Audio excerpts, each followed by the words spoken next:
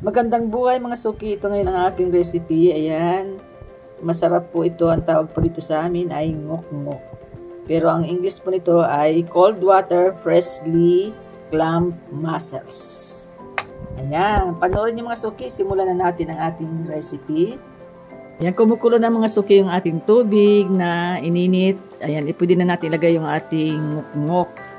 Ayan. Pakukuluan lang natin siya para matanggal yung kanyang shell. Tatanggalin natin. Ayan, maglalagay tayo ng asin.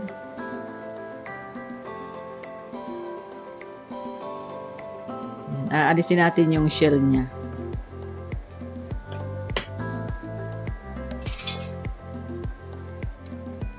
Ayan mga suki, pakukuluan lang natin siya para madaling tanggalin.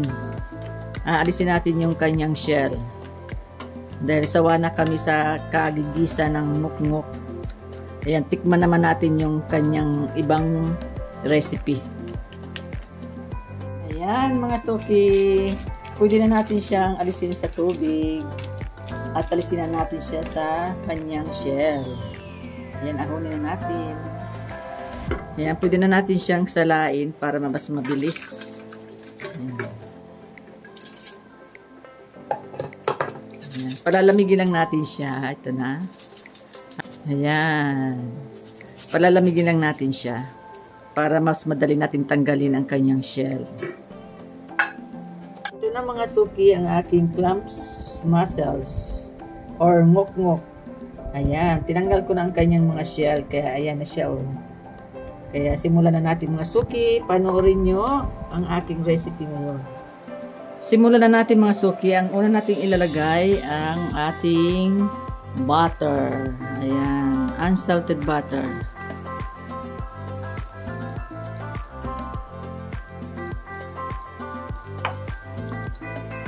Tunamin muna natin yung ating butter. Ayan. Maglalagay din tayo mga suki ng konti. Maglalagay din tayo mga suki ng konting olive oil. Yan, isang kutsara. Haluin lang natin yung ating butter tsaka olive oil. Ayan, pwede na natin ilagay mga suki yung ating sibuyas.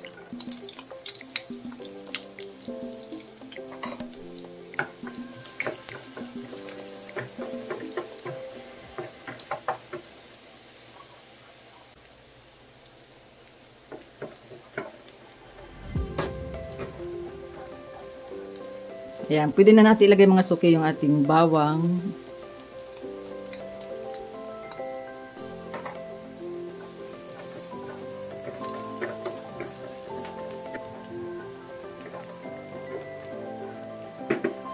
Ayan, maglalagay din tayo ng kamatis.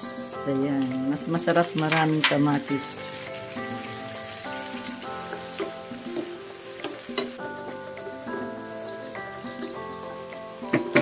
Ayan, pwede na natin ilagay mga suki yung ating clams mussel or ngok-ngok. Ayan, lagay na natin yan. O, diba? Ang sarap niyan. Ayan, haluin lang natin siya.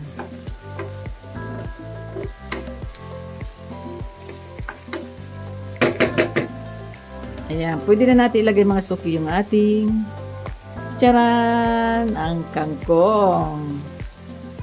Ayan, ang murang kangkong na masustansya.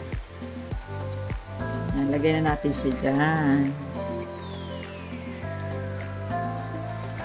Takpan muna natin siya mga suki para kumupos yung ating kangkong.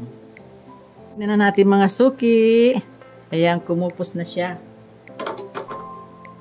Hindi muna tayo naglagay ng tubig kasi may sariling tubig ang ating mga gulay. Ayan, oh. Ayan, perfect, oh. Ayan, lagyan natin siya mga suki ng paminta dahil hindi natin nalagyan kanina. Na-late ang ating, nahuli yung ating paminta. Ayan, lagyan natin siya. Ayan. Then, maglalagay tayo ng patis.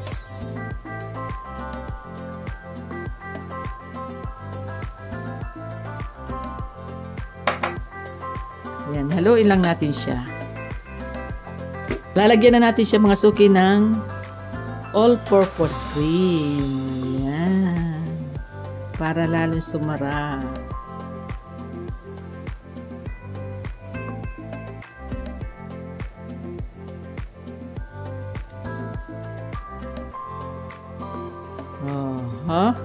Ayan na. Sarap po. Yan, hindi ko inubos mga suki dahil sobra naman yung ating ilalagay, yung 135 ml na all-purpose cream. Ayan, haluin lang natin siya. Luto na siya mga suki, oh. Perfect ang ulam natin ngayon. Talagang mapapakamay tayo sa ating ulam ngayon. Ayan, off na natin yung ating burner. Ayan, ahunin na natin mga suki. Oh, sarap. Charot. Ayan, perfect. Ito na mga suki ang aking vlog for today. Ayan, napakasarap po niya at napakamura lang at napaka-healthy po. Maraming salamat po sa lahat ng mga nanood. God bless po. Bye-bye. Ingat po kayo.